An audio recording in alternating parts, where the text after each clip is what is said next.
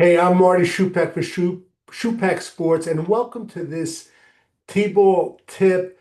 And even if you're not coaching T-ball, we welcome you, and I could give you at least one idea.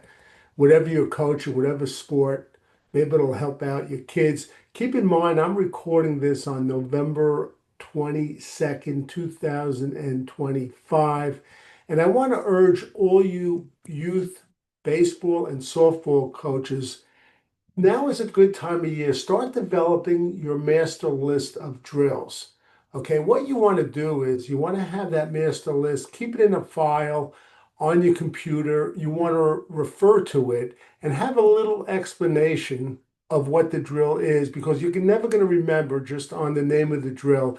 You have a ton of resources on the internet, in your local library, all over the place. So let's get right to it. Again, this is Shupak Sports. If you could subscribe, we greatly appreciate it. I'm going to give you a very important tip at the end of this. As we're talking about throwing, and throwing is an incredible challenge for T-ball players. And I just want to urge coaches and parents, do not get discouraged if you're trying to teach the concept of throwing to young kids and they're not getting it. It's not 100% their fault or your fault. A lot of it has to do with their cognitive reasoning and how they're absorbing the instruction and also their physical development. A lot of times in the course of a 3 or 4 month T-ball season, you'll see very little progress with players as far as throwing goes. I can give you some tips that will help.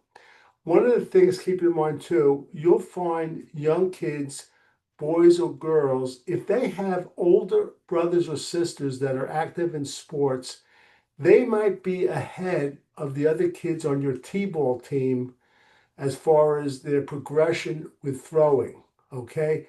Keep that in mind. A hint I'll give you too, when you do different throwing drills, you might want to have them look at a target to throw to. They're not going to hit the target, but what that does is, in T-ball, when you're practicing throwing, you'll see a lot of errant throws that go all over the place, and it can be dangerous. And that's happening because a lot of times the T-ball player, his head is wandering all over the place. If you put a target out in front of the players, it'll help keep their eyes focused and their head straight so it won't wander all over the place. Now, again, they're not going to probably not going to hit the target, but at least they have something to focus on. All right, let's get right to the drill, then I'll give you a quick tip. This is the ball drag drill. And I began doing this a number of years ago. And what I'm trying to do is really break down the throwing motion, showing the players that it's not just with their arms and not just with their legs. I'm breaking it down here with it using just their arms. Now I'm going to hold it up close and then I'm going to take it off the clipboard, if you bear with me, and I'm going to refer to a couple of notes that I wrote on the back. All right. Very important. You want to, anytime you're doing throwing drills in T-ball, you have to spread the players out. You want to use soft covered balls. And in this drill, what we're doing is we're having the players sit down. They have a ball. They're dragging it from in front of them to behind them. And then when they get to this point, they're bringing it up. Now, I'll tell you that the arm should be at a right angle. They're not going to know what a right angle is. But after they do this a couple of times, you might want yourself to go to each player, have your assistant coaches, and adjust the arm level. But remember, these young kids don't get hung up on style points. Let them do the activity. And I'll tell you a funny story that happened to me once. I was up at my daughter's house, and her 3-year-old son was with us, and she said, "Let's see if you can hit the ball off the tee." Or she wanted to show me. And we went in the backyard. We had a wiffle ball bat and wiffle balls. And we started putting, I had about 4 or 5 wiffle balls. We started putting them on the tee, and he was hitting it fine. Now, when my daughter pointed out, she said, Dad, he's holding the bat backwards. He's holding it on the sweet spot or on top, and he's hitting it with the handle. And I said to her, I said, Lisa, you know what? He's 3 years old, or at the time, maybe 4 years old. He's doing the activity. Don't correct it at this point. Don't worry about it. And that's why I advise you as parents, don't go too crazy about exact mechanics. The activity is the important factor. Okay, so the ball drag drill, and again, when they bring the ball up, you want the elbow kind of even with the shoulder, if you could do it, and you want to express to the players that they're going to release the ball in front of them. Okay. You want to try to have the fingers on top, but that's not a necessity. All right. And you want to make sure that they try to extend the arm forward and also bring the arm back. All right. Remember, we don't want to overcoach the kids. We want to limit the head movement. I mentioned the target. And the benefit of this drill is that the players are using just the top part of their body, so we're just breaking down the concept of throwing. Okay, I'll do other drills too. And one of the things with throwing, and I'm going to describe a different drill, which I'll show later on, is that a lot of times the kids don't bring their arm back. And again, in another couple of weeks, I'll show you what I call the freestanding bench drill, where I came up with the idea is that you lie the kids down on the bench and you stand at the foot of the bench with a soft cover ball. It could be anything, could be a Nerf ball, and you have them bring their arm back and throw it to you, or they could throw it over your head.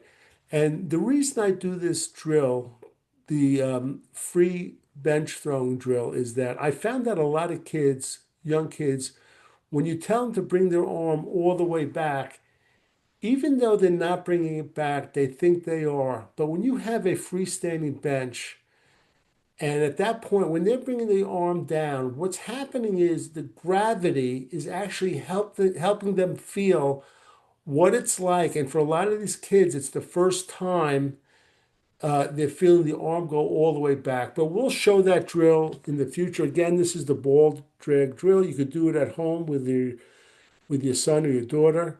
It's a nice little drill to get them into the concept of throwing. They're sitting down, and you want to have a nice patch of dry grass or whatever.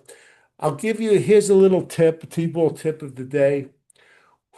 If you're a coach, when you're gathering your team to talk to them, first of all, try to limit your talks or your pre-practice um, pep talks, whatever. All right. Sometimes we get carried away too much, and we really are long-winded in our talks as parents and our coaches.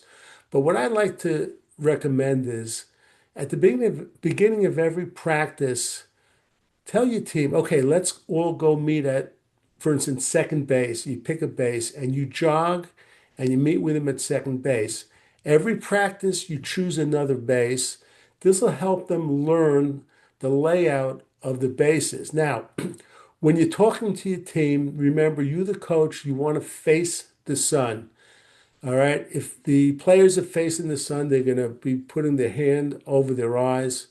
And another hint is too, if you can, you want to see if you could kneel so you're like eye to eye. All right. Because a lot of times with the visual connection, and I have no proof of this, that the players, especially young kids, they'll listen better. Okay, so that's the tip and that's the drill of the day. Please subscribe. All right, I want to mention too, I have a new book coming out, T-Ball Myths and Solutions. It's going to be out February 1st, 2026. I'll try to put a link down here. If not, you can just go to Amazon. You can pre-order it.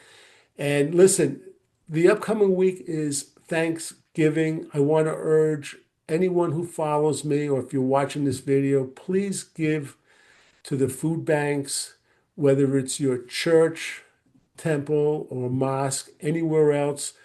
This is a nonpartisan decision that you make. It doesn't matter if you're independent, Republican, Democrat. There are a lot of people out there that they just cannot feed their family. So please bring down a can or two. So with that, I'll close this out for Marty Shupak and Shupak Sports. Until next time.